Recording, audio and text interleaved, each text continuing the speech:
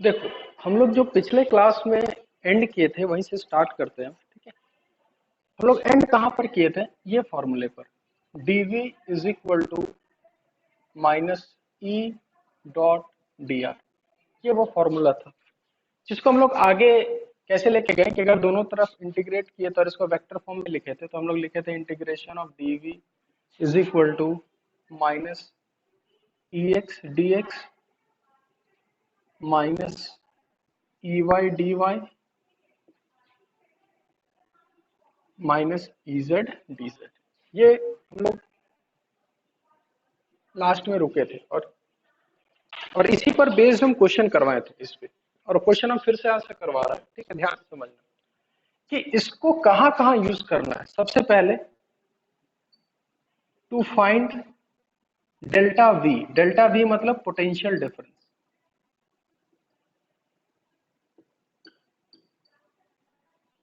कभी भी potential difference निकालना हो, मतलब ये रिलेशन कब यूज करना है? मान के चलो इलेक्ट्रिक फील्ड तुमको दिया है और क्या पूछा जा रहा है? पोटेंशियल डिफरेंस, तो ये फॉर्मूला यूज कर सकते हैं।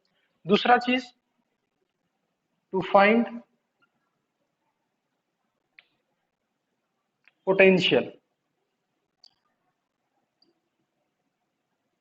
Of any point. किसी भी पॉइंट का अगर तुमको पोटेंशियल निकालना है तो ये फॉर्मूला यूज करना है। ठीक है, यानी कभी भी इलेक्ट्रिक फील्ड गिवन है, इलेक्ट्रिक फील्ड इज गिवन, और तुमको ये सब सारा चीज पूछा जाए तो समझ जाना कि यही फॉर्मूला यूज करना है आगे जाके। ठीक है, और इसको हम लोग कैसे यूज करेंगे?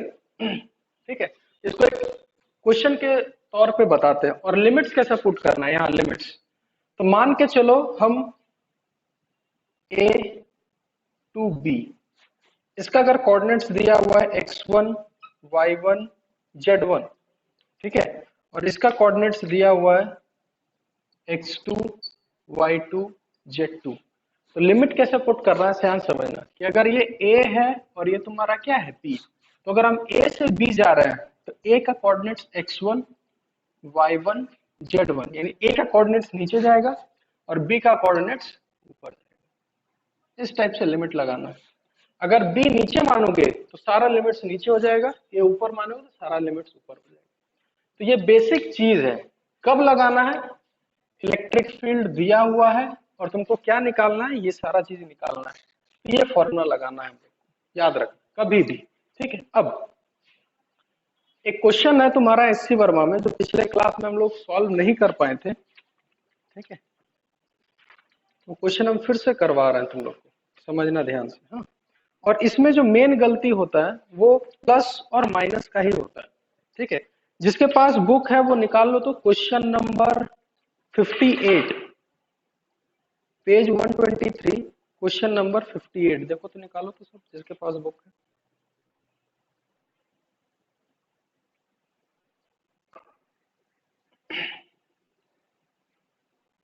जिसके पास बुक नहीं है हम क्वेश्चन लिखवा दे रहे हैं। ठीक है, देखो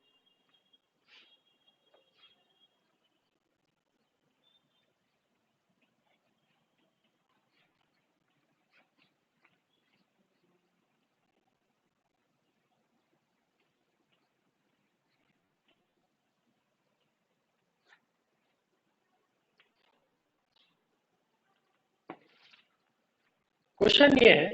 ठीक है, क्वेश्चन नंबर 58, क्वेश्चन ये है कि इलेक्ट्रिक फील्ड जो है वो गिवन है। इसमें इंक भरना, E is equal to 20 I cap plus 30 J cap. ये इलेक्ट्रिक फील्ड गिवन है उस क्वेश्चन में। ठीक है, और ये इलेक्ट्रिक फील्ड कहीं भी स्पेस में है। ठीक है, दूसरा क्वेश्चन उसके बाद क्या लिखा हुआ है? लिखा हुआ है इफ पोटेंशियल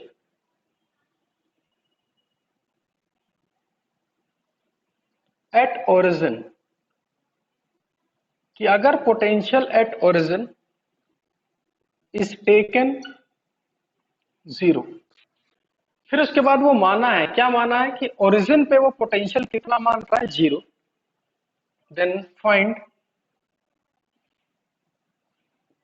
पोटेंशियल, पोटेंशियल फिर पूछा है कहां पर, एट 2,2, उस पर पूछा है कि 2,2 पर पोटेंशियल क्या होगा। तो सबसे पहले देखो हम लोग को एनालाइज कैसे करना है कि हमको कौन सा फॉर्मूला लगाना और कैसे बनाना। तो सबसे पहले देखो, सबसे पहले तुमको क्या गिवन है, इलेक्ट्रिक फील्ड गिवन है, और इलेक्ट्रिक फील्ड और पोटेंशियल के बीच पूछा है रिलेशन। तो याद करो, कभी भी इलेक्ट्रिक फील्ड और पोटेंशियल के बीच रिलेशन पूछा जाए तो हमेशा याद करना कि हमको ये फॉर्मूला लगाना है, dv is equal to minus E dot D R, ये फॉर्मूला लगना ही लगना।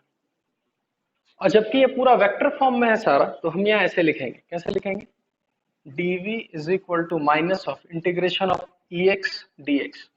अब यहाँ पर x कोऑर्डिनेट कितना है, 20 dx, माइनस y कितना है, 30 इंटू dy। z कॉम्पोनेंट है नहीं, z को छोड़ दो और इधर भी इंटीग्रेशन लगा दो।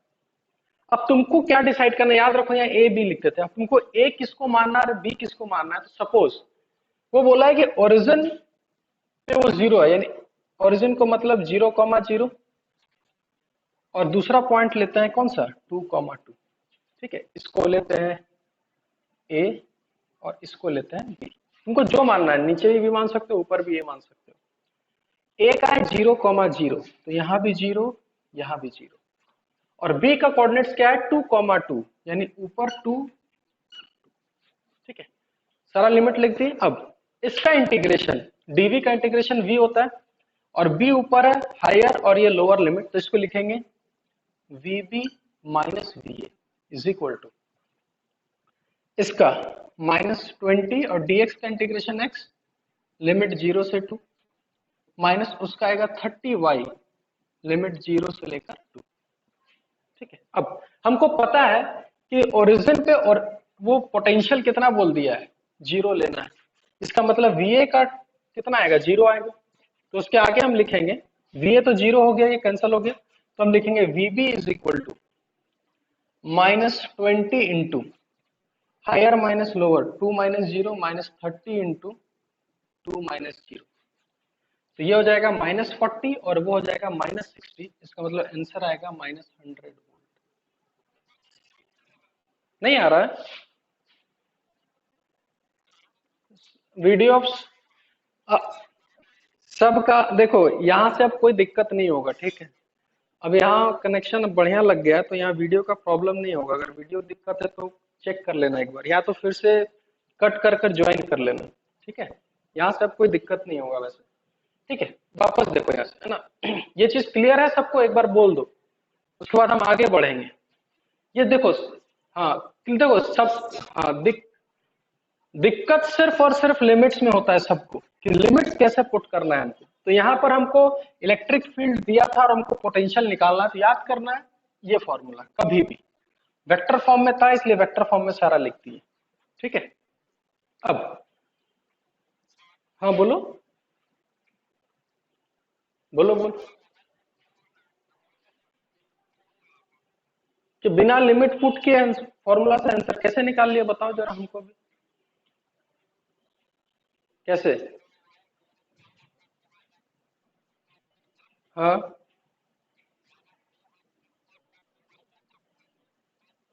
ठीक है, उसके बाद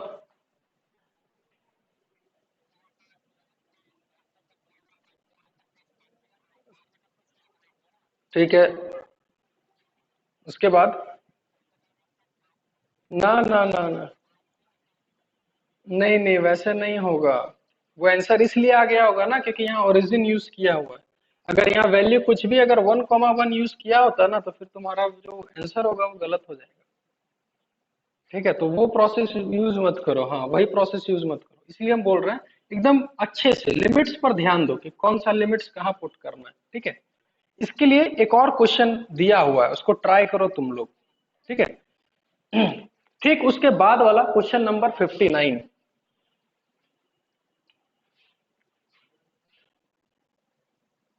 ठीक है। देखो उस क्वेश्चन में क्या गिवन है, ठीक है। क्वेश्चन नंबर 59 में क्या गिवन है,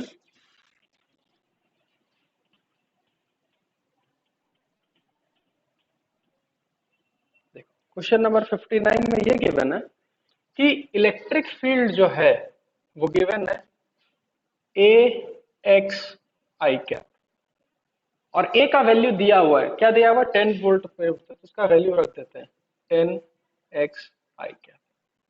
ठीक है, अब फिर वो बोला है, क्या बोला है कि take potential at 10, 20 to be 0। ठीक है, अब इस बार बोला है कि भाई 10, 20 पे तुम पोटेंशियल 0 लो, और मेरे को अब बताओ पोटेंशियल एट 0, 0। फिर पूछा है कि अब तुम पोटेंशियल बताओ कि 0, 0 पे कितना होगा। एक काम करो, तो तुम लोग ट्राई करो, तो सबसे पहले 2 मिनट का समय देते हैं, एक बार तुम लोग ट्राई करो इस क्वेश्चन। आवाज आ रहा है ना सबको बढ़िया से? हाँ हाँ, इसको एक बार बनाओ फटाफट, कॉपी में तुम लोग बनाओ जिसके पास कॉपी है। उसके बाद हम इसको डिस्कस करते हैं बढ़िया से, तब पता चलेगा कि गलती कहाँ कर रहे हो। ट्राई करो।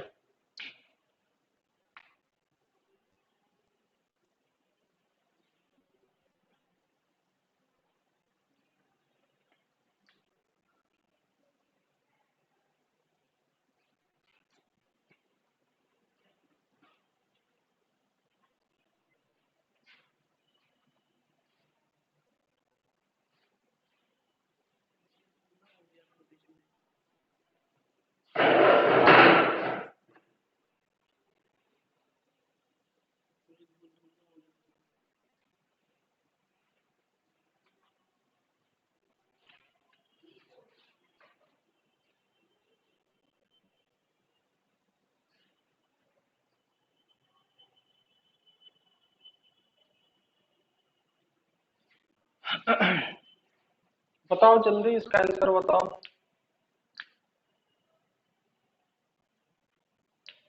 माइनस, अच्छा प्लस में 500 वोल्ट। चलो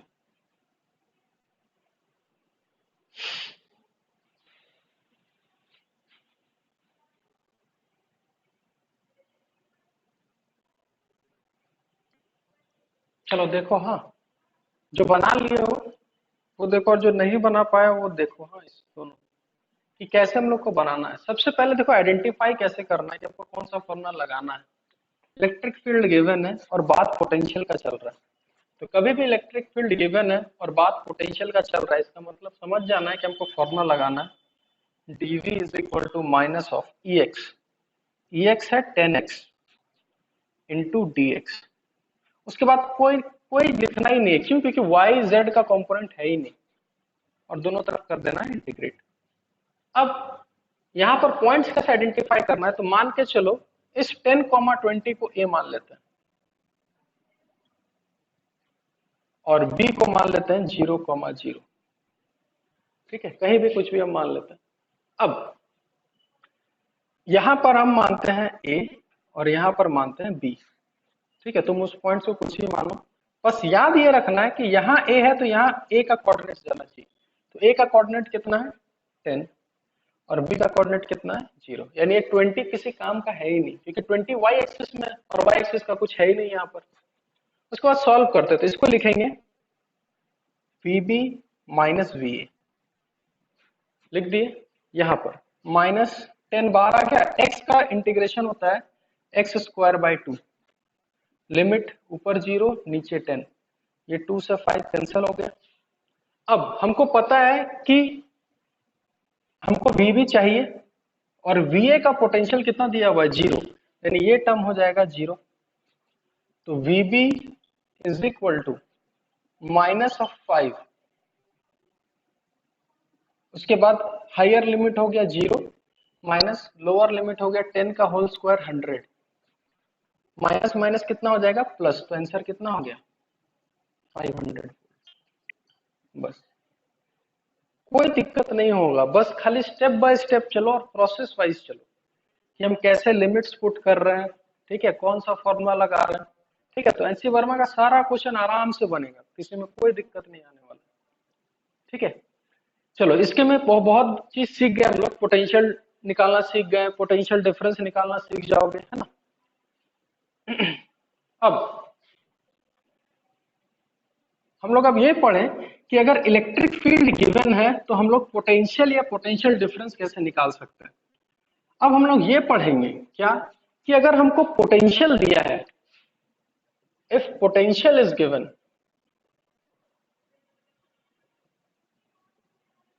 अगर हमको पोटेंशियल दिया हुआ है, देन फाइंड इलेक्ट्रिक फील्ड। अब उल्टा पढ़ना है, अभी तक क्या पढ़ रहे थे कि इलेक्ट्रिक फील्ड गिवन है और तुमको पोटेंशियल निकालना हो चाहे पोटेंशियल डिफरेंस निकालना हो। अब हम लोग को पढ़ना ये है कि अगर पोटेंशियल गिवन है अब और हमको क्या निकालना है, इलेक्ट्रिक फील्ड, तो क्या करें।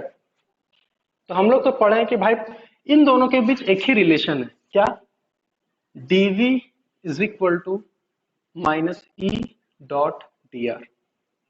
ठीक है, तो हम बोलेंगे ठीक है, तो इलेक्ट्रिक फील्ड लिखेंगे minus dv by D are.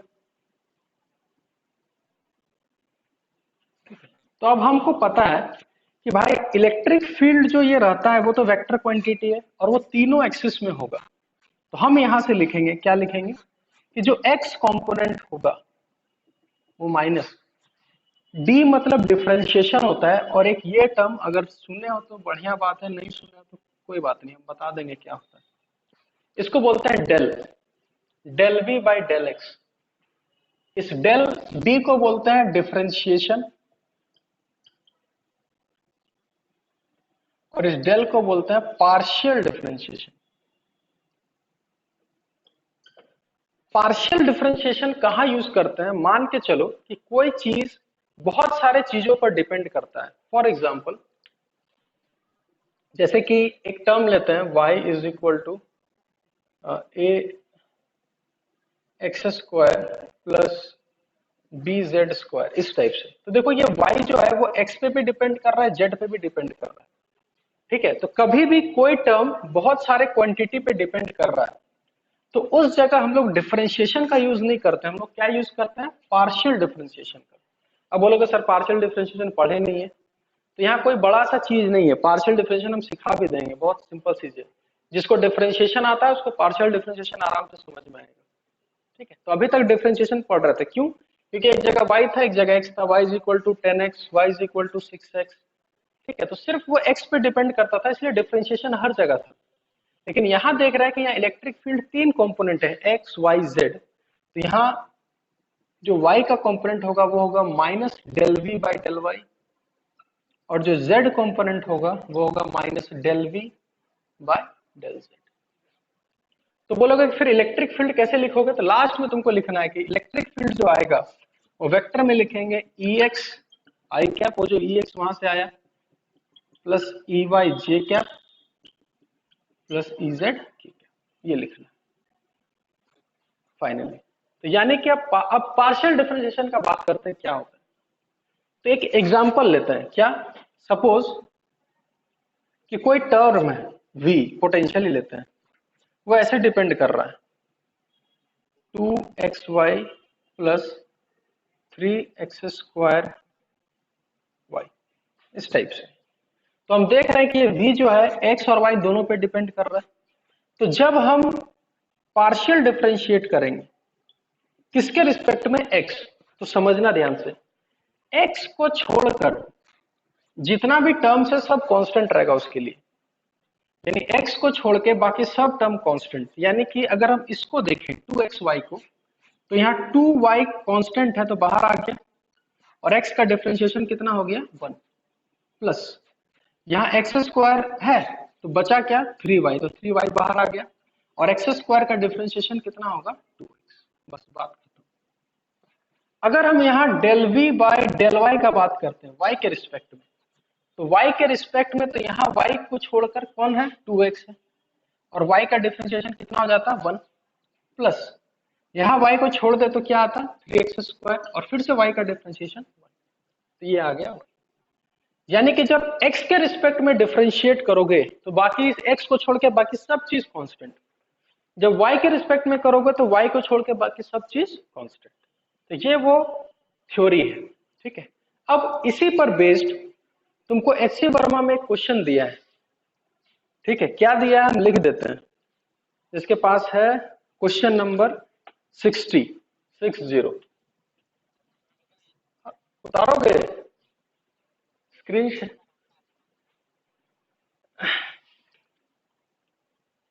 चलो इसको लिख लो, dv is equal to minus E dot D R और e is equal to minus dv by D, इसको लिख लो।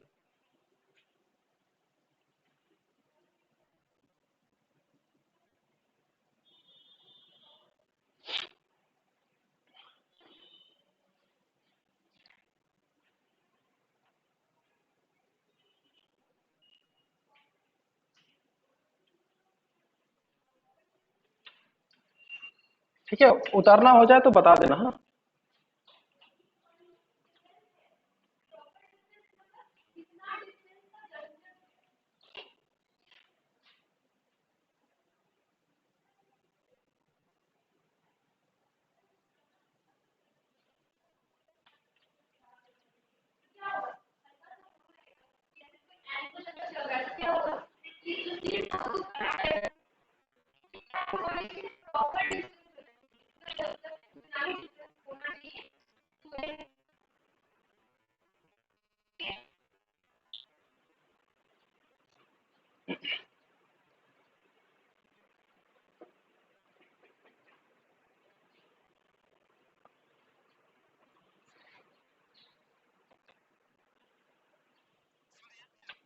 ओके।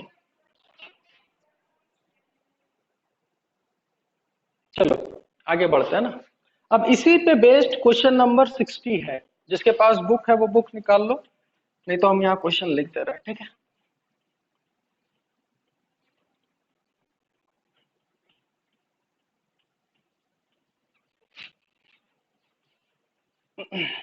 क्वेश्चन नंबर 60 में क्या है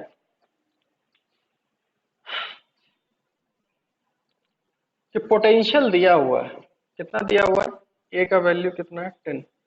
10 into X Y plus Y Z plus Z X. ये पोटेंशियल दिया हुआ है तुमको, ठीक है। Write the expression for electric field. Electric field लिखना है। फिर तुमसे क्या पूछा है? Find electric field at 1,1,1। ठीक है, चलो हम नहीं बताएंगे इसको, तुम लोग पहले सॉल्व करो। 2 मिनट का समय लो, इसको खुद से बनाओ। पोटेंशियल गिवन है और तुमको चाहिए इलेक्ट्रिक फील्ड, ठीक है। इलेक्ट्रिक फील्ड कैसे होगा, और फिर यह भी बताना है कि 1,1,1 पर इलेक्ट्रिक फील्ड का वैल्यू क्या होगा। चलो ट्राई करो सब।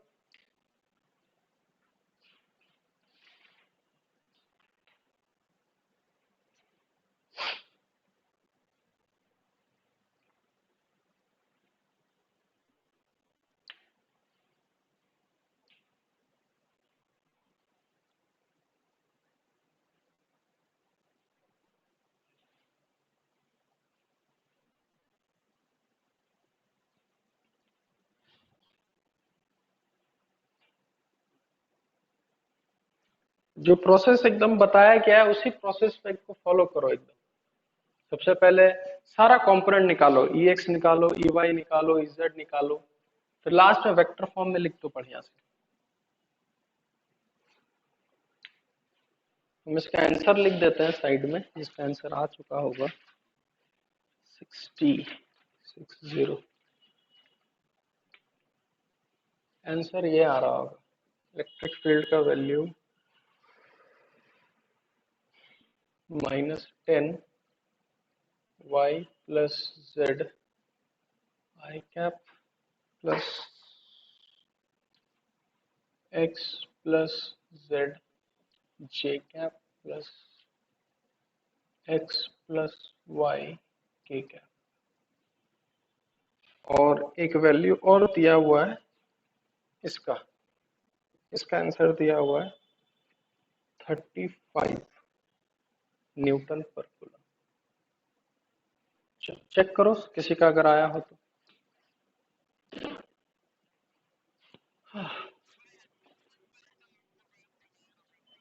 हाँ वो देखो, बना के देखो।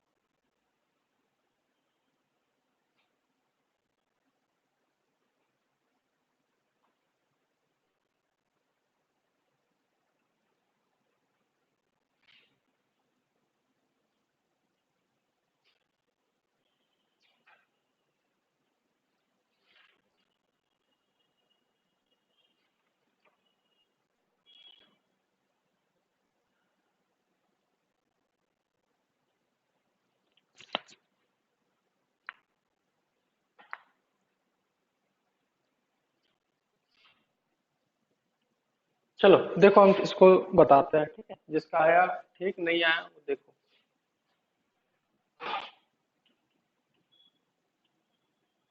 सबसे पहले अगर हमको x चाहिए, ई एक्स, तो याद करो फॉर्मूला था del V by del X, और माइनस को भूलना नहीं है, तो माइनस पहले लिख देते हैं। अब इसको डिफरेंशिएट करना है x के रिस्पेक्ट में, 10 को तो ऐसे ही पहले लिख लो, ठीक है? अब बात करते हैं, अगर x के रिस्पेक्ट में किया जाए तो ये x को छोड़ के y वाला कांस्टेंट इनटू इसका डिफरेंशिएशन 1 प्लस, ध्यान से समझना, अगर x को छोड़ दिया जाए तो ये yz टोटल कांस्टेंट है, और हमको पता है इस कांस्टेंट में कोई x नहीं है, तो इस कांस्टेंट का डिफरेंशिएशन कितना होता है, 0 प्लस x के साथ ये z एक कांस्टेंट हो गया, और x का डिफरेंशिएशन, यानी ये आ गया -10 y प्लस z, और x कॉम्पोनेंट निकालें इसीलिए इसको क्या लिख दिए, i क्या।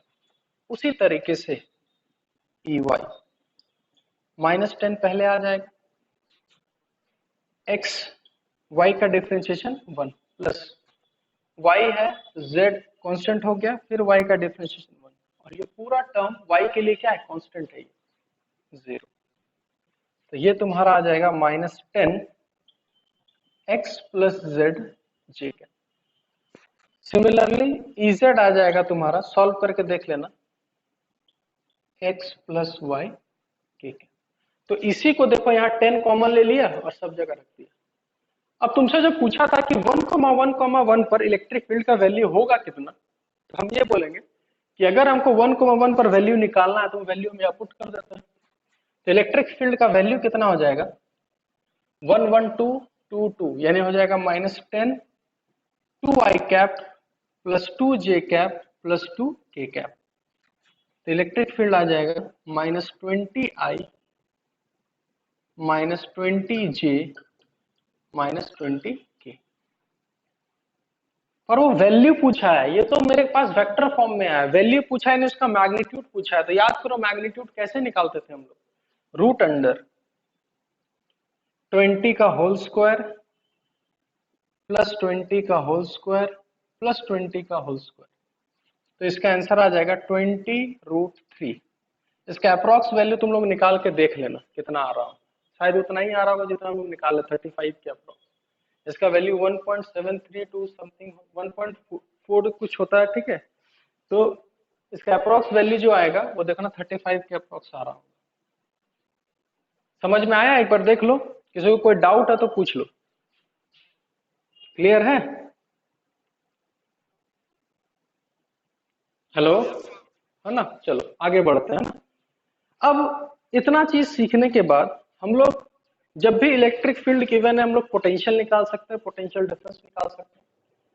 जब पोटेंशियल दिया हुआ तो हम उससे क्या निकाल सकते हैं, इलेक्ट्रिक फील्ड हम निकाल सकते हैं। यानी कभी भी वाइस वर्सा यूज करना हो तो हमारा जो मास्टर फॉर्मूला था, कौन सा master formula, dv is equal to minus E dot D R, ये हमारा एकदम मास्टर फॉर्मूला था, ठीक है? अब इसके बाद हम लोग पढ़ेंगे कि जैसे हम लोग इलेक्ट्रिक फील्ड निकालते थे ना, कि रिंग का इलेक्ट्रिक फील्ड कितना होता है, हॉलो स्फीयर का इलेक्ट्रिक फील्ड कितना होता है, सॉलिड स्फीयर का इलेक्ट्रिक फील्ड कितना होता है, ठीक है। तो उसी टाइप से हम लोग को यहाँ पढ़ना है सबके कारण, ठीक है। और ये सब क्वेश्चन ज्यादा आता है।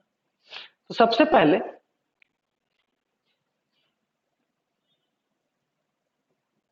पोटेंशियल ड्यू टू होलोस्फीयर, ठीक है। इस होलोस्फीयर के कारण पोटेंशियल कितना होगा, ठीक है। तो होलोस्फीयर एक बना लेते हैं पहले, सबसे पहले, और इसका डेरिवेशन वगैरह भी आता है, इसलिए ध्यान से समझना है। रेडियस आर, और ये होलोस्फीयर पे कितना चार्ज है, प्लस क्यू। और तुमको पोटेंशियल कहां पर निकालना है, तो दो ही जगह है, या तो इस होलोस्फीयर के बाहर या इस होलोस्फीयर के अंदर, दो ही रीजन है। अब याद करो हम क्या सिखाए थे कि कभी भी होलोस्फीयर है तो उसका टोटल चार्ज कहां मान सकते हैं, सेंटर पर, ठीक है। तो ये डिस्टेंस यहां से ले लिए आर, तो यहां पर हम पोटेंशियल सिंपल सा लिखेंगे, कितना हो जाएगा, के क्यू बाय, कोई दिक्कत नहीं, क्योंकि हमको पता है पोटेंशियल का फॉर्मूला कितना होता है, K Q by R, point charge का होता है। लेकिन होलोस्फीयर के लिए हम ये फॉर्मूला क्यों लगा दिए, क्योंकि हम होलोस्फीयर के लिए हम एक्सेप्शन था कि हम मान सकते हैं कि सारा चार्ज कहां पर है, सेंटर, ठीक है। इसके एकदम सरफेस पे आ जाए तो यहां हो जाएगा के Q divided by capital R, क्योंकि डिस्टेंस कैपिटल आर, अंदर पोटेंशियल। अच्छा, अंदर इलेक्ट्रिक फील्ड कितना होता था पहले ये बता दो तो, होलोस्फीयर के अंदर इलेक्ट्रिक फील्ड कितना होता है, जल्दी बताओ। जीरो, जीरो, ठीक है। मेरे को अब बताओ, अंदर पोटेंशियल जीरो होगा या नॉन जीरो होगा, बस खाली इतना आंसर हमको चाहिए।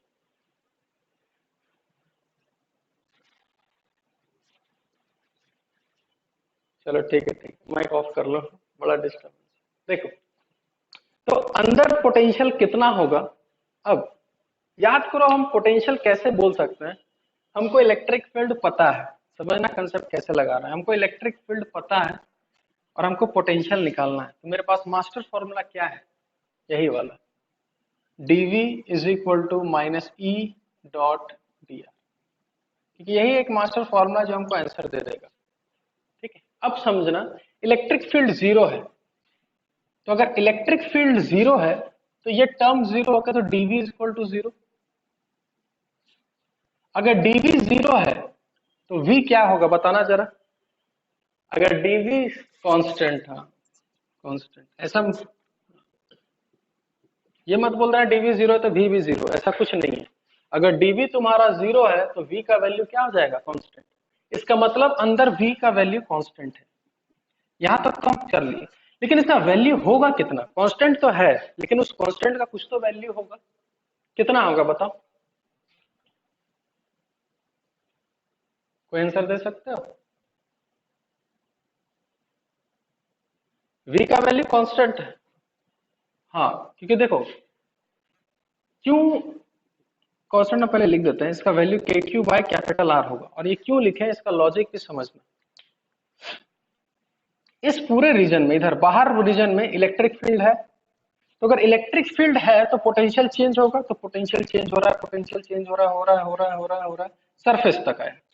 लेकिन उसके अंदर जैसे हम एंटर हुए देखें इलेक्ट्रिक फील्ड वहां है ही नहीं, तो अगर इलेक्ट्रिक फील्ड है ही नहीं तो पोटेंशियल कभी चेंज होगा ही नहीं। इसका मतलब जो सरफेस पे पोटेंशियल है वही अंदर हर जगह होगा। यानी कि होलोस्फेयर का पोटेंशियल याद रखने के लिए सिंपल हम बोलेंगे, बाहर तो के क्यूब आया सिंपल जैसा होता है, और अंदर पोटेंशियल उतना ही होगा जितना उस होलोस्फेयर के सरफेस पे होगा। तो अगर हम इसका ग्राफ बनाना चाहें, V वर्सेस R, तो एक पॉइंट लेते हैं R, ये सेंटर हो गया, और R इसका रेडियस सरफेस। तो हमको पता है सेंटर से लेकर कहीं भी किसी भी पॉइंट का निकालेंगे मेरा वैल्यू कांस्टेंट रहेगा, तो एक कांस्टेंट वैल्यू कहां तक जाएगा, R तक जाएगा। और ये कितना वैल्यू होगा, के क्यू बाय आर। उसके बाद हमको पता है कि पोटेंशियल कैसे वेरी कर रहा है, इनवर्सली प्रोपोर्शनल। इनवर्सली प्रोपोर्शनल का मतलब चला जाएगा और ये जाके इन्फिनिटी टच करेगा। समझ में आया कंसेप्ट के अंदर कांस्टेंट क्यों हुआ? तो कांस्टेंट इससे समझाना है, एक्सप्लेनेशन ये देना है। ठीक है, इसको उतार लो फटाफट।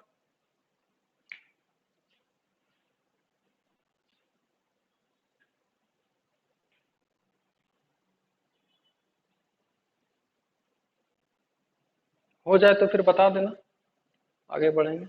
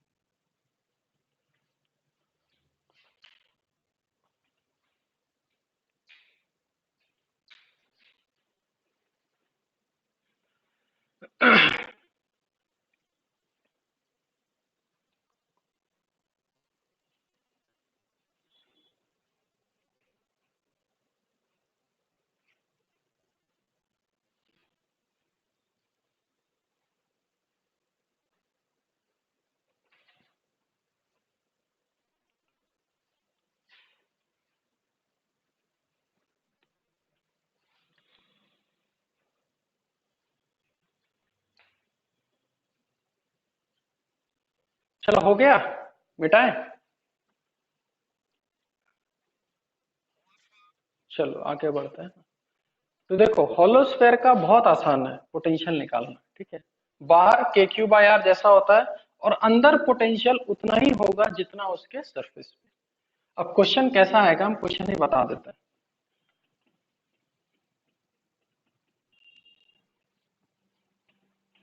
और इसे देखो जेई मेंस में भी क्वेश्चन जो आया था वो भी हम करवाते हैं, और देखो बना पाओगे कि नहीं।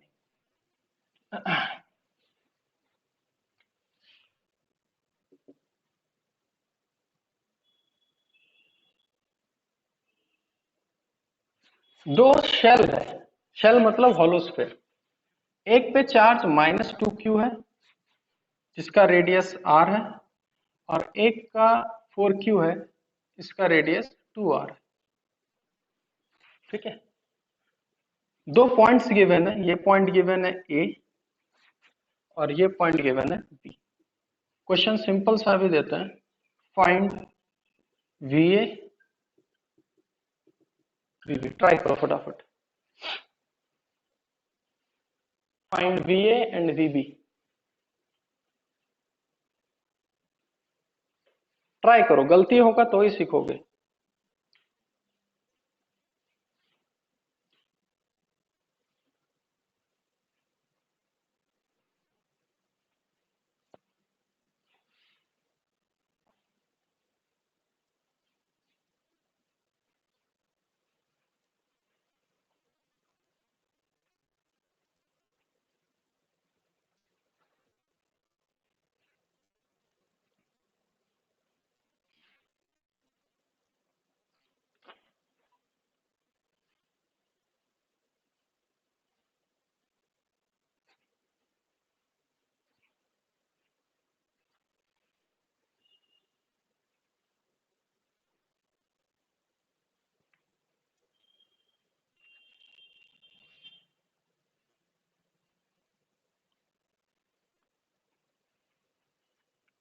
हाँ बोलो।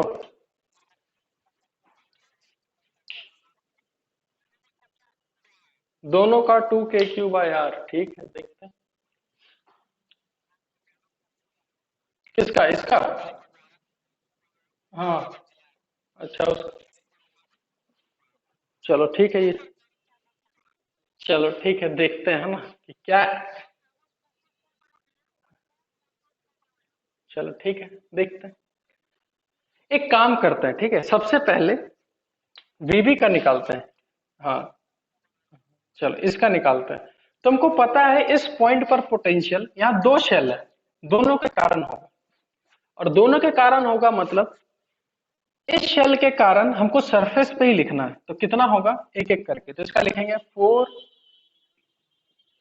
Into 4q divided by 2r। ठीक है, इस शेल का यहां पर लिख दिए। अब इस शेल को भूल जाए एक समय के लिए।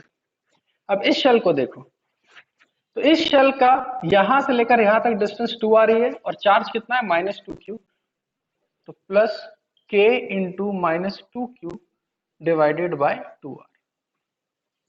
ठीक है, ये 2 2 कैंसिल हो गया, ये 2 2 कैंसिल हो गया, तो आंसर मेरे ख्याल से यहां आ रहा है KQ बाय r। देख लो सब, एक बार चेक कर लो फटाफट। हाँ, तो इसीलिए वो, हाँ, चलो ठीक है, एक काम, अभी वीबी निकालें, ठीक है, ये बाकी है। तो वीबी आराम से समझना हम कैसे निकाल रहे हैं। दो शेल है, तो दो शेल है, तो मेरे को इस पॉइंट पे निकालना था, तो अलग अलग इंडिविजुअली निकालते हैं। पहले इस शेल का इसी सरफेस पे k into 4q divided by 2r, क्योंकि डिस्टेंस 2r था। इस शेल का हमको बाहर निकालना है, तो बाहर यहां से डिस्टेंस कितना है 2r, तो लिख दिए, सॉल्व किए और आ गया। va देखते हैं इस पॉइंट पर, इसको ध्यान से समझना। हाँ, दोनों शेल के लिए लिखना है। जो अंदर वाला शेल है उसके लिए सरफेस पे ही है, तो इसको लिखेंगे k into -2q divided by r plus, क्योंकि पोटेंशियल स्केलर है, डायरेक्शन लेना देना है नहीं।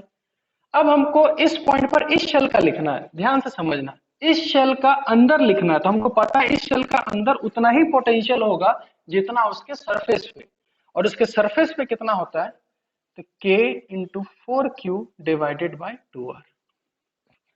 ये 2 कैंसल हो गया, तो ये k into -2q bye r, और इधर टेक q के बाय r, तो इसका आंसर कितना हो गया।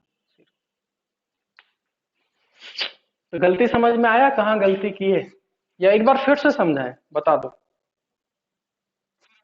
हाँ एक बार, चलो एक बार फिर से, कोई बात नहीं, एक बार फिर से, ठीक है, ध्यान से समझना। कभी भी किसी पॉइंट पे तुमको पोटेंशियल लिखना आएगा, तुमको पता है पोटेंशियल बाय स्केलर क्वांटिटी होता है, एक एक करके जोड़ जोड़ के लिख लेंगे, डायरेक्शन से कोई लेना देना है ही नहीं। तो जब हम बी पॉइंट पर देखें, तो बी पॉइंट पर दो शेल के कारण, इस शेल के कारण तो इसके सरफेस पे ही है, तो सरफेस वाला लिख दिया फटाफट। और इसका बाहर लिखना है, तो शेल के बाहर कितना होता है, तो के क्यू बाई, यहां से डिस्टेंस देखेंगे, लिख दी। जब इस पॉइंट पर लिखना था तो दो शेल के कारण लिखना था, इस शेल का इसी सरफेस पर कितना होगा k into -2q by r। लेकिन जब इस शेल का अंदर लिखेंगे, क्योंकि इस शेल का ये पॉइंट अंदर है, तो इस शेल का अंदर पोटेंशियल उतना ही होगा जितना उसके सरफेस पे होगा, इसलिए सरफेस वाला लिख दिए। ठीक है, अब देखो जेई मेंस में क्या क्वेश्चन आया था। ठीक है,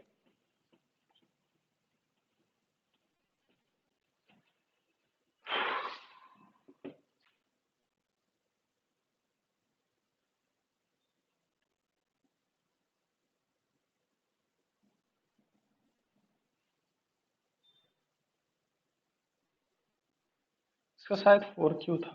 हाँ, ठीक है, देखो ये 4q, और ये तुम्हारा कितना था -2q। ठीक है, या ये कितना था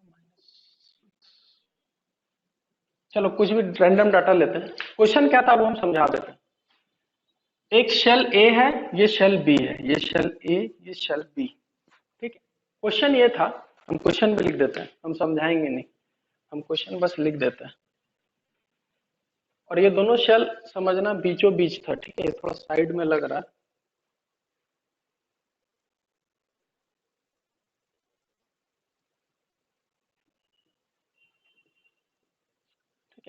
क्वेश्चन था फाइंड वर्क डन,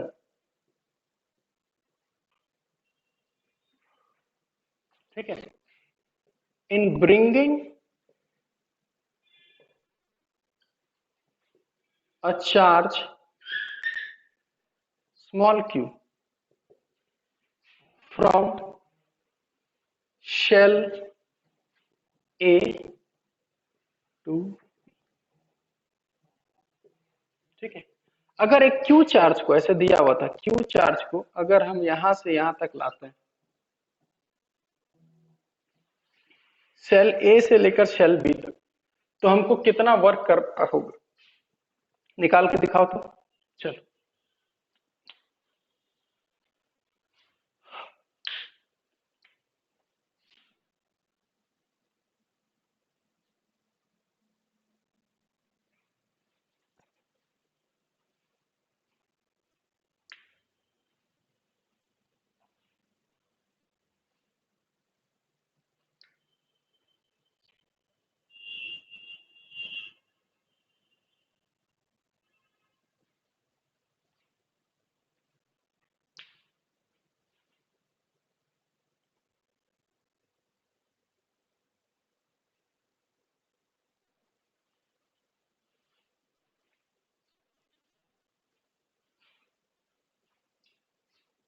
ठीक है, बन जाए तो आंसर मेरे को बताना। हाँ,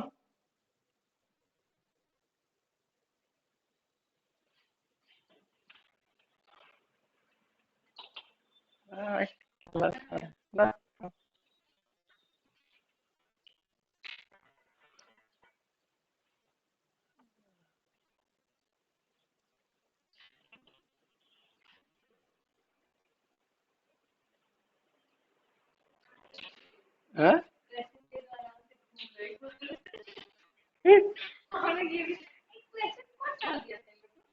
कौन?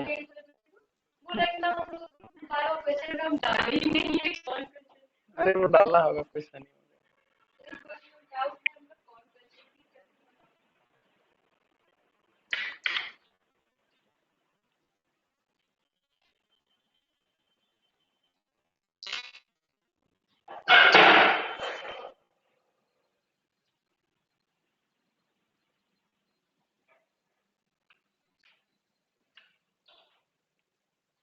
हाँ बोलो। हाँ बोलो।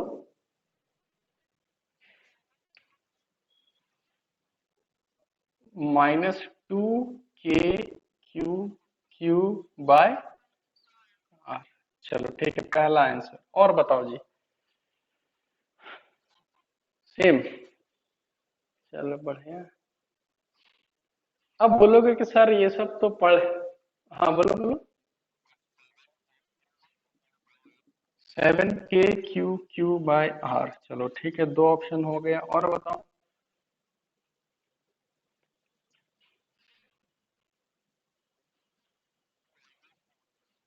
माइनस बी है, चलो ठीक। अब देखो, हाँ, कंसेप्ट को पकड़ना कैसे है, और बोलोगे सर ये सब क्या है, वर्क डन शेल है, तो याद करो वर्क डन का फॉर्मूला। सबसे पहले तो वर्क डन, हमको कितना वर्क करना होगा, +2 k क्यूब।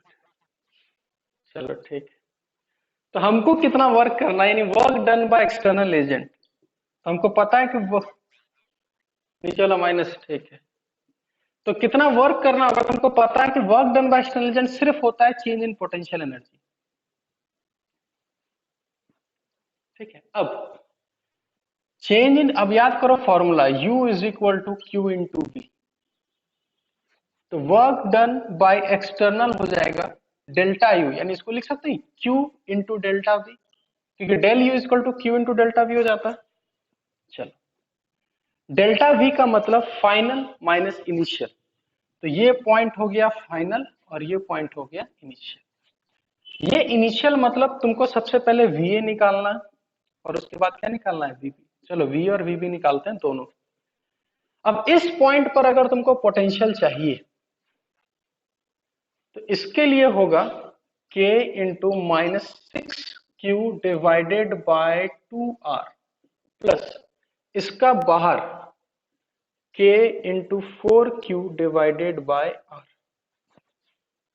सॉरी 2r, क्योंकि बाहर निकालना तो ये डिस्टेंस 2r हो गया, 3 2, तो इसका आएगा -k क्यू बाय r। ठीक है, Va मिल गया। अब हमको चाहिए Vb, Vb मतलब इस पॉइंट का पोटेंशियल। चलो, तो इस पॉइंट पर इस शेल का कितना होगा, तो K into 4Q divided by R plus बाहर वाले का अंदर उतना ही होगा जितना उसके सरफेस पे, तो K into -6Q divided by 2R 3। तो ये हो जाएगा KQ बाय R। ठीक है, अब हमको चाहिए फाइनल माइनस इनिशियल। फाइनल मतलब VB माइनस ऑफ VA, तो VB माइनस ऑफ VA। ठीक है, तो वहां से लिखेंगे Q into VB minus VA, final minus initial. VB कितना है, KQ माइनस ऑफ माइनस, यानी सिंपल हम लिख देंगे 2KQ बाय R, यानी तुम्हारा आंसर ये वाला है। देख लो, समझ में आया? किसी को कोई डाउट है तो पूछ लो, इसमें कोई दिक्कत नहीं। देखो क्वेश्चन ऐसे ही आएगा, तुमको लगेगा कि बहुत टफ है, लेकिन चीज बहुत आसान है। तुमको हर चीज फंडा पता चलना चाहिए कि कैसे कैसे निकालना है। ये चीज हम अभी सिखाएं कि कैसे निकालते हैं। फिर यहाँ सिर्फ वर्क डन एक एक्सटर्नल मतलब एडिशनल वर्क डन निकालना है, तो अब बस पता होना चाहिए कि वर्क डन बाय एक्सटर्नल होता है चेंज इन पोटेंशियल। उसके बाद work done by external delta U कितना होता है, क्यू इंटू डेल्टा वी। ठीक है, तो इसी टाइप का क्वेश्चन आता है जेईई मेंस में। अब तुम इसको स्पीड में करोगे तो आराम से ये 2 मिनट में बन जाएगा, और जेईई मेंस का क्वेश्चन 2 मिनट से ज्यादा का होता नहीं है। 90 क्वेश्चन 180 मिनट, है ना। चलो लास्ट में एक कंसेप्ट बताते हैं। ठीक है, हाँ एकदम वीडियो मिल जाएगा।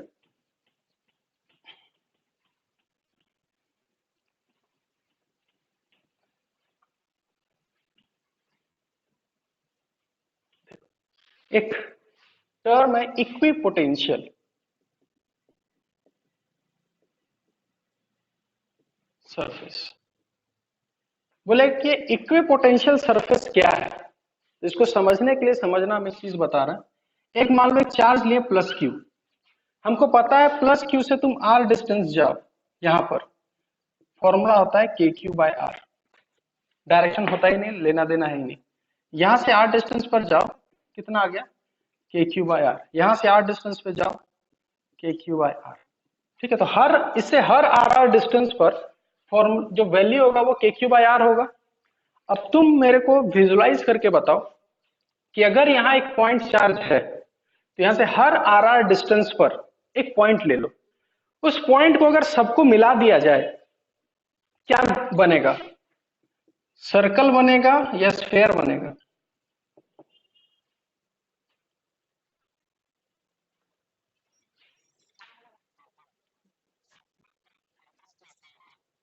स्फेयर बनेगा। थोड़ा अब इसको 2D के जगह 3D में सोचो। एक पॉइंट है, उससे तुम आर डिस्टेंस इधर भी जा सकते हो, इधर इधर इधर इधर, और आगे भी तो जा सकते हैं, नहीं हर तरफ जा सकते हैं आर डिस्टेंस। ठीक है, तो अगर हर आर आर डिस्टेंस पर देखा जाए, एक पॉइंट हम बनाया जाए, तो उसको सबको विजुलाइज किया जाए, तो क्या बनेगा, एक स्फेयर। उल्टा सोचो कि अगर एक स्फेयर है, उल्टा सोचो, तो इसको अगर सेंटर समझे तो स्फेयर का हर पॉइंट आर आर डिस्टेंस पर है। तो एक्चुअल में ये जो स्फेयर बन रहा है, एक सरफेस बन रहा है, उसी सरफेस को हम लोग क्या बोलते हैं, इक्विपोटेंशियल सरफेस। यानी इसको डेफिनेशन में क्या लिखोगे कि इफ पोटेंशियल, जो सरफेस हम लोग मान रहे हैं कि हर पॉइंट पर पोटेंशियल उस सरफेस पे अगर सेम हो रहा है, तो उस सरफेस को हम लोग क्या बोलते हैं, इक्विपोटेंशियल सरफेस। ठीक है, if potential at all the points on the surface is same, then the surface is known as equipotential surface. बस ये एक थ्योरी है जिसका हम लोग पढ़ेंगे कहां पर, जब हम लोग कंडक्टर्स या कैपेसिटर्स पढ़ेंगे ना, वहां काम आएगा, कंडक्टर्स में। ठीक है, तो अभी फिलहाल सिर्फ समझने के लिए कि इक्विपोटेंशियल सरफेस क्या है, तो हम सिंपल बोलेंगे, अगर कोई ऐसा सरफेस हमको मिल गया जिस सरफेस पे हर पॉइंट पर पोटेंशियल सेम है, तो उस सरफेस का नाम हम बोलते हैं, कौन सा सरफेस है, इक्विपोटेंशियल सरफेस। ठीक है, अब अभी खाली याद रख लेना है, आगे जाके जब कंडक्टर्स पढ़ेंगे तब इसका एक्सप्लेनेशन याद आएगा कि एक पॉइंट चार्ज के लिए इक्विपोटेंशियल सरफेस कैसा है, स्फीयर। ठीक है, आगे जाके पढ़ेंगे कि एक लाइन चार्ज भी होता है, ये सब गॉस लॉ आगे पढ़ेंगे तब क्लियर होगा। लाइन चार्ज का मतलब एक सिंपल सा पतला सा रॉड ले लिए, पतला सा बहुत पतला, और उस पर चार्ज चिपका दिए, तो इसका भी हर जगह पोटेंशियल होगा। तो इससे हर आर डिस्टेंस पर जाओगे, हर आर डिस्टेंस पर क्या मिलेगा सरफेस, तो बोल सकते हैं सिलेंडर मिलेगा। तो एक लाइन चार्ज का इक्विपोटेंशियल सरफेस कैसा होता है, सिलिंड्रिकल। ठीक है, तो अभी इतना ही फिलहाल याद रखना है क्या, एक पॉइंट चार्ज का कैसा होता है, स्फेयर। एक लाइन चार्ज का इक्विपोटेंशियल सरफेस कैसा होता है, सिलिंड्रिकल। ठीक है, देखो अब हम लोग क्या करेंगे, पहले सुन लो, ठीक है, क्योंकि अब से हम लोग सोचे हैं कि एनी हाउ दिसंबर तक, क्योंकि जनवरी में मेंस भी है तुम लोग का, ठीक है, एनी हाउ दिसंबर तक हम लोग को कोर्स खत्म करना है। ठीक है, और अभी जिस स्पीड से हम लोग चल रहे हैं ना, तो वाकई में कोर्स बच जाएगा। तो अब से हम लोग क्या करेंगे, ठीक है, कि हम लोग को दिसंबर में हम लोग का कोर्स मतलब अप टू डेट खत्म हो जाना चाहिए, ताकि जनवरी में मेंस दे के फिर हम लोग क्या करेंगे, जनवरी फरवरी मार्च 3 मंथ तक हम लोग फिर से रिवीजन क्लास कर सकते हैं, फिर अप्रैल में तुम मेंस दे सकते हो। नीट वाले के लिए कोई दिक्कत ही नहीं, उन लोग का मई चला जाता है, तो नीट वाले के लिए और फायदा होगा। ठीक है, तो अब से हम लोग क्या करेंगे, ठीक है, अब से तुमको रिकॉर्डेड लेक्चर, ठीक है, हम रिकॉर्ड करके एक वीक में मेरा 4 लेक्चर हो जाएगा। ठीक है, यानी फिजिक्स का 4 लेक्चर, केमिस्ट्री का 4 लेक्चर, मैथ का 4 लेक्चर, बायो का 4 लेक्चर, इस हिसाब से जाएगा तुम्हारे पास। तुम्हारा काम ये रहेगा कि जब जब लेक्चर मिल रहा है, तुम लोग को आराम से उस लेक्चर को पढ़ना और नोट्स बनाना है। ठीक है, और अब हम लोग जो लाइव सेशन में आएंगे, तो हम लोग ये वापस से वो चीज नहीं पढ़ाएंगे, हम लोग क्या करेंगे, उस लाइव सेशन में जो हम लोग रिकॉर्डेड लेक्चर में पढ़ा चुके हैं, उसी से पढ़ाया हुआ कंसेप्ट से सिर्फ और सिर्फ एनसीईआरटी का question, HC Verma, DC Pande, यही सब बनाएंगे। ठीक है, तो हम जब ये सब क्वेश्चन बनाएंगे, तो ये सब कंसेप्ट भी गो थ्रू कर देंगे कि रिकॉर्डेड लेक्चर में हम क्या क्या कंसेप्ट बताए हुए हैं। ठीक है, और जो जो डेरिवेशंस वगैरह है, जो स्कूल्स वगैरह में पूछा जाता है, वो सारा रिकॉर्डेड लेक्चर में होगा मेरा। ठीक है, तो अब से हम लोग क्या करेंगे कि अब से सारा रिकॉर्डेड लेक्चर सिर्फ चैंपियंस ऐप में तुमको मिलेगा। ठीक है, क्या क्या,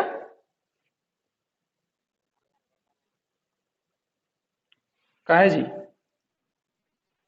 तो एक एक काम करो, तुम हमको फोन करना, हम तुमको तुम्हारा मोबाइल में करवा देंगे। ठीक है, तो जो भी लेक्चर आएगा वो चैंपियंस ऐप में आते जाएगा, नोटिफिकेशंस भी आएगा कि वीडियो हैज बीन अपलोडेड। ठीक है, चैंपियंस ऐप में आ जाएगा सारा लेक्चर्स। उसके बाद जो भी हम तुम्हारा ऑनलाइन सेशन लेंगे, अब से क्या होगा, हम लोग जो ऑनलाइन सेशन अब लेंगे थोड़ा बढ़ जाएगा। 4 लेक्चर अगर आ रहा है, तो हम लोग 3 ऑनलाइन सेशन लेंगे, ताकि हम लोग जल्दी जल्दी जल्दी हो सके कोर्स खत्म करेंगे। ठीक है, और अच्छे तरीके से, ऐसा नहीं कि हड़बड़ी में फटाफट आगे बढ़ रहे हैं, यानी तुम लोग को भी, क्योंकि ये तो तुम लोग मान के चलो, ये जो लॉकडाउन है ना, वो मान के चलो कि अभी 1 या 1.5 मंथ पहले कभी खत्म नहीं होने वाला। ठीक है, एकदम नामुमकिन है जो खत्म होगा। और ये 1 1.5 महीना जो ढिलाई कर दी है ना, अभी मई खत्म हुआ है, जून जुलाई, जो एकदम सोचोगे कि नहीं लॉकडाउन खुलेगा तब हम लोग पढ़ेंगे और ये करेंगे। ठीक है, अगस्त सितंबर अक्टूबर नवंबर दिसंबर, 5 महीने में हालत खराब हो जाएगा 12th खत्म करने में, फिजिक्स केमिस्ट्री मैथ। इसीलिए अभी से ही थोड़ा स्पीड अप हो जाओ, क्या पता कि लॉकडाउन 2 3 महीने रहे। ठीक है, इसीलिए हम बोल रहे हैं कि ये जो हम लोग कर रहे हैं ना, इस पे एकदम जिस तरह से हम लोग स्पीड अप किए हुए हैं, अब लेक्चर्स वगैरह, ऑनलाइन सेशन वगैरह, अब सब तो कोई दिक्कत नहीं होगा, अब सब कुछ सेटअप हो गया अच्छे से। पहले नेट का दिक्कत होता था, माइक का दिक्कत होता है, अब सब कुछ खत्म हो गया है। ठीक है, अब से हम लोग हमेशा जो रहेंगे, अब कोई बीच में कुछ दिक्कत नहीं आएगा, हो सके बीच में मोबाइल ही खराब हो जाए वो बात अलग है। ठीक है, तो अब से यही सब सारा चीज रहेगा, यानी मंडे ऑनवर्ड्स, इसी मंडे से, अगले मंडे से नहीं, इसी मंडे से। ठीक है, लेक्चर्स आते रहेगा चैंपियंस ऐप में, नोट तुम लोग हमेशा नोटिफिकेशन आएगा, या हमेशा चेक करते रहना उसमें। ठीक है, कि उस पे वीडियो आ रहा है कि नहीं आ रहा है। ठीक है, हो सके नोटिफिकेशन नहीं आया, नेट ऑफ था, कुछ भी हो सकता है। तो इसलिए हमेशा चेक करते रहना। ठीक है। 4 लेक्चर फिजिक्स का मेरा हमेशा आएगा एक वीक में, या भी एक एक घंटे का, ऐसा नहीं कि आधा आधा घंटे का आ रहा है, एक एक घंटे का आएगा। ठीक है। अगर इतना कर लिए ना, तो हम बता रहे हैं दिसंबर आते आते हम लोग का आराम से सारा कोर्स खत्म हो जाएगा। ठीक है। और बहुत अच्छे से खत्म होगा, ऐसा नहीं कि हड़बड़ी में खत्म होगा। ठीक है। तो मंडे ऑनवर्ड्स ये सब रखना है, और याद रखना ऑनलाइन सेशन में बिना प्रिपरेशन के मत आना कि सर ये फॉर्मूला नहीं पता, हम वीडियो नहीं देखे हैं, ये सब बहाना नहीं चाहिए। ठीक है। नेट नहीं है, 20-21 रुपया का मिलता है, नेट रिचार्ज करवाओ, वीडियो देखो, ठीक है, आराम से। और हमेशा देखने के बाद ही ऑनलाइन सेशन में आया करो। ठीक है। और ये जो ऑनलाइन सेशन हम लेंगे, ये भी रिकॉर्डेड तुमको चैंपियंस ऐप में मिल जाएगा, यानी सारा कुछ रिकॉर्डेड मिल जाएगा। अब तुम लोग ये मत करना कि सब तो रिकॉर्डेड मिल ही रहा है तो कौन जाएगा ऑनलाइन सेशन में। ठीक है। आओगे बहुत गुड, तो नहीं आओगे तो दिक्कत क्या होगा, मिल तो जाएगा। पर आने से फायदा क्या है ना, कि जब हम क्वेश्चंस करवा रहे होंगे तो वहां तुम डाउट पूछ सकते हो कि सर यहाँ कैसे किए, क्यों किए, और यहाँ ऐसे भी कर सकते हैं। तो इसलिए ऑनलाइन सेशन हम लोग रखे हैं। ठीक है। ठीक है। तो आज इतना ही रखते हैं, इसका भी तुम लोग को बैकअप मिल जाएगा, है ना। और मंडे से याद रखना, ठीक है, लेक्चर्स हमेशा देखते रहना। ठीक है। और इसी पर हम लोग एनसीईआरटी, एससी वर्मा सब करेंगे। जैसे एससी वर्मा का हम बहुत सारा क्वेश्चंस बनाते जा रहे हैं। ठीक है। चलो रखते हैं ना, मेरा नेक्स्ट क्लास भी है। ठीक है। चलो। क्या क्या बोलो। देखो अभी दिक्कत क्या है ना, जूम ऐप पर, ठीक है, जूम ऐप में अभी भी बहुत चीज ऐसा है कि अपडेट आने के बाद अभी भी क्लियर नहीं हुआ है कि यूज करना है कि नहीं करना है। ठीक है। वैसे गूगल मीट में कोई दिक्कत है क्या, क्या दिक्कत है इसमें? नेट बहुत ज्यादा लेता है। और जूम ऐप में?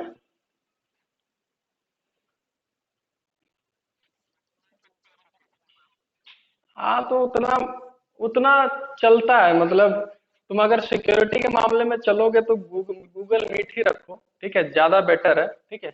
और अभी तक जहां तक हम न्यूज पढ़े हैं कि एक ऐप और लॉन्च होने वाला है जो इंडियंस मिलके लॉन्च कर रहे हैं। ठीक है। ताकि उस जूम ऐप को रिप्लेस किया जा सके। ठीक है। वो चाइनीज है, इसलिए यूज करना नहीं है ना। तो फिलहाल गूगल मीट ही यूज करो। ठीक है। जिस समय हमको लगेगा कि दूसरा ऐप पर जाना है तो उस समय हम कर लेंगे। ठीक है। अभी फिलहाल इसी पे रखो। और अगर किसी को दिक्कत है, रिकॉर्डेड सब चीज मिलेगा। ठीक है, उसके लिए कोई दिक्कत नहीं। ठीक है। चलो हम चलते हैं ना, बाय।